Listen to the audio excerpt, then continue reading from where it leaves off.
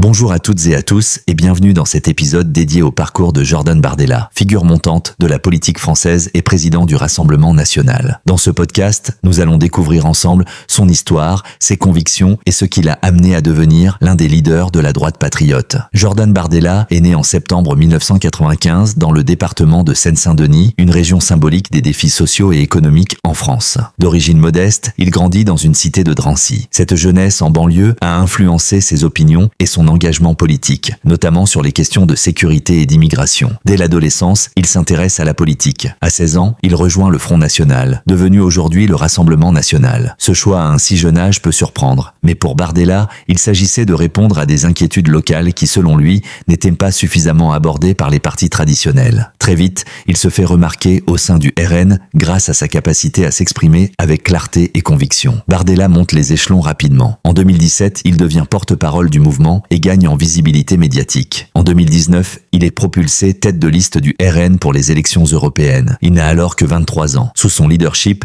le RN obtient la première place en France, ce qui assoit sa légitimité et sa crédibilité. Ce succès électoral fait de lui une figure incontournable du parti. Cette période est marquée par une évolution de l'image du RN, avec Marine Le Pen et Bardella cherchant à adoucir le discours pour toucher un électorat plus large et résonner auprès des jeunes. Son style, plus calme et posé, est aussi bien perçu par le grand public. Après les élections européennes, Bardella devient l'un des principaux visages du RN. En 2021, il est élu président du parti, succédant ainsi à Marine Le Pen, même si elle reste la figure centrale et potentielle candidate présidentielle. À la tête du RN, Bardella met en avant des valeurs de patriotisme, de souveraineté et de protection des frontières. Il se distingue par une approche directe mais sans excès. Son but est de moderniser le RN, d'en faire un parti qui attire des Français de tous horizons, pas uniquement la base historique. Au-delà de la politique migratoire, il met l'accent sur des thèmes comme la sécurité, l'économie locale et la défense de l'identité française. Bardella est aussi apprécié par une jeunesse en quête de repères et de stabilité. Sur les réseaux sociaux,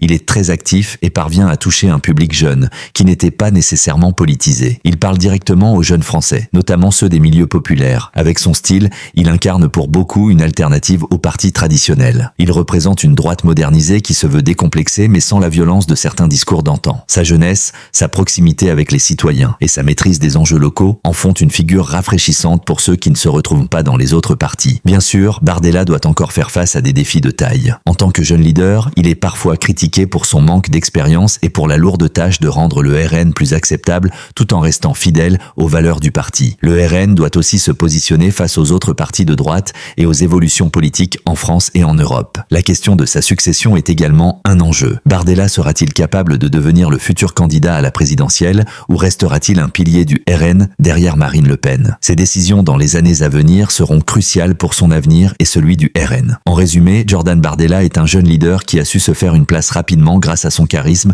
son discours direct et sa proximité avec les préoccupations des Français. Qu'on l'apprécie ou non, il représente une nouvelle ère pour le RN et la droite patriote en général. Le chemin qu'il empruntera dans les prochaines années pourrait redéfinir la politique en France.